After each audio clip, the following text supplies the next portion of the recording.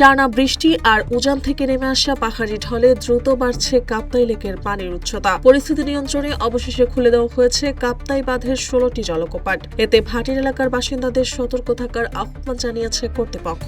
18 জুলাই সকাল 11:20 কাপ্তাই কর্ণফুলী পানি বিদ্যুৎ উৎপাদন কেন্দ্রে স্পিল ওয়েলের 16টি জলকপাট 6 ইঞ্চি করে একযোগে খুলে দেওয়া হয়। এর ফলে প্রতি সেকেন্ডে প্রায় 9000 কিউসেক পানি কর্ণফুলী নদীতে প্রবাহিত হচ্ছে। বিদ্যুৎ কেন্দ্রের ব্যবস্থাপক প্রকৌশলী মাহমুদ হাসান জানান, শনিবার সকাল 10টায় কাপ্তাই লেকের পানির উচ্চতা 104.08 ফুট SML এ পৌঁছায়। টানা বৃষ্টি ও পাহাড়ি ঢলে লেকের পানির প্রবাহ বাড়তে থাকায় পরিস্থিতি নিয়ন্ত্রণে এই সিদ্ধান্ত নেওয়া হয়েছে। বর্তমানে 5টি ইউনিট চালু রেখে প্রায় 222 মেগাওয়াট বিদ্যুৎ উৎপাদনের পাশাপাশি টারবাইনের মাধ্যমে প্রতি সেকেন্ডে প্রায় 32,000 কিউসেক পানি নিষ্কাশন করা হচ্ছে। কর্তৃপক্ষ জানিয়েছে, পরিস্থিতি অনুযায়ী প্রয়োজন হলে পর্যায়ক্রমে আরো জলকপাট খুলে পানি ছাড়ার পরিমাণ বাড়ানো হতে পারে।